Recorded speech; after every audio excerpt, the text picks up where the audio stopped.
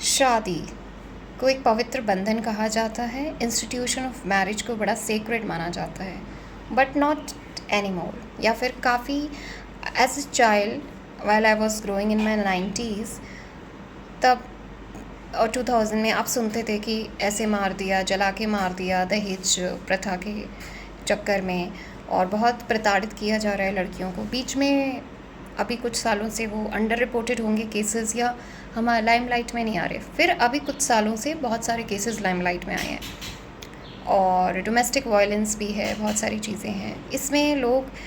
कुछ लोग जो हैं इसका गलत फ़ायदा भी उठा रहे थे, तो वो भी एक है चीज़ है। लेकिन हम कहीं ना कहीं एक जो भूल हो रही है वो इस चीज़ में हो रही है कि लड़कियां अभी भी, हम लोग इतने सशक्त नहीं हो पाए कि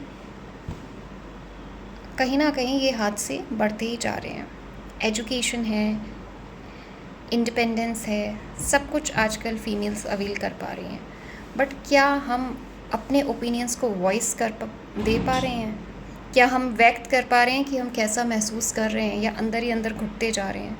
और इसकी वजह कहीं ना कहीं है हमारा सोशलाइजेशन प्रैक्टिस, हमारे समाज की वो जो एक बहुत ही, मैं उसे कहूँगी बहुत ही गंदे स्वरूप की जो सोच है, बेढंगी, कि आप अगर आपकी मैरिज के बाद बन नहीं रहा है उस परिवार के साथ, तो गलती उस परिवार की नहीं मानी जाती है, आप ही की मानी जाती है। और कहा जाएगा चलो वो ऐसा कर रहे हैं तो कोई बात नहीं बेटा, एडजस्ट कर लो, लेकिन वहाँ पर रहना।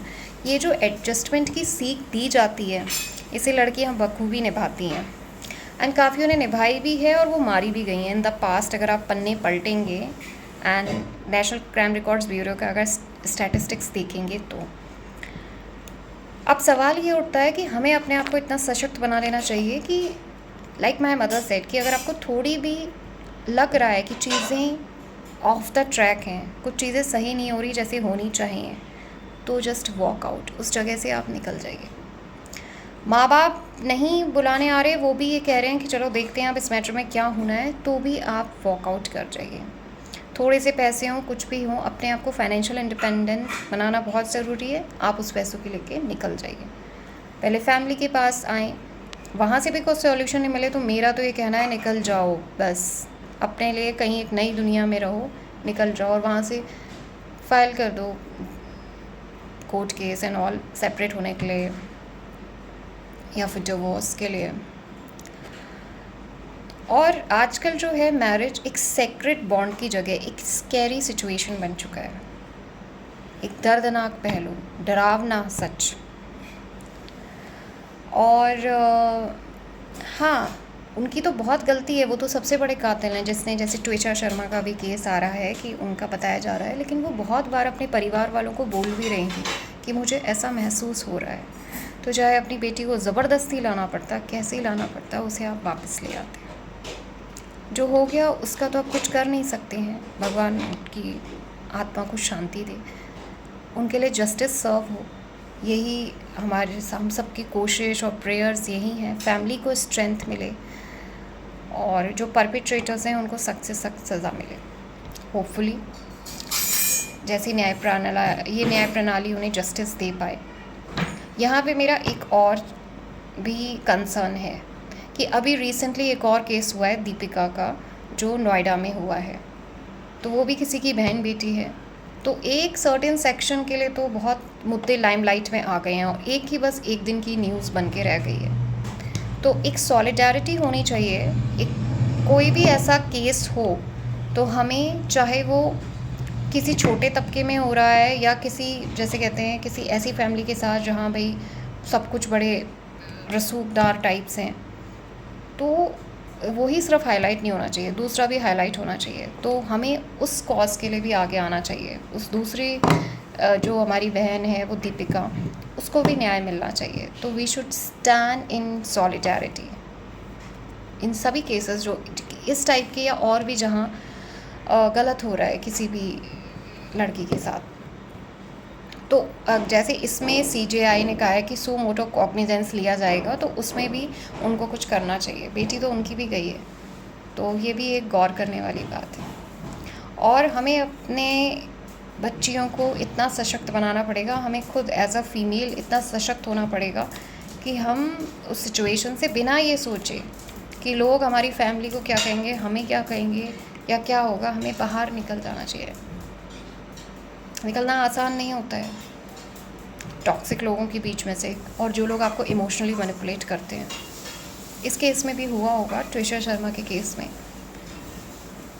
लेकिन समय रहते हुए अगर हमें ज़रा सा भी लगे कि कुछ इस केस से हमें बहुत सारे रेड फ्लैग्स आइडेंटिफाई करने को मिल रहे हैं, तो हमें वहाँ से चले जाना ही बेहतर होता है। क्योंकि ये है, पिछली बार मैंने एक वीडियो बनाया था उस दिन, जो वो जज थे अमन शर्मा जिन्होंने सुसाइड किया, कि भाई मेल्स के लिए भी एक प्लेटफॉर्म होना चाहिए जहाँ वो अपने राइट्स के बारे में बोल सकें, जहाँ वो उनको जो यातनाएं झेलनी पड़ रही हैं वो उसके बारे में बात कर सकें। लेकिन उनका केस 1-2 दिन 3-4 दिन लाइमलाइट में आया, उसके बाद उसका भी अब कुछ नहीं होगा।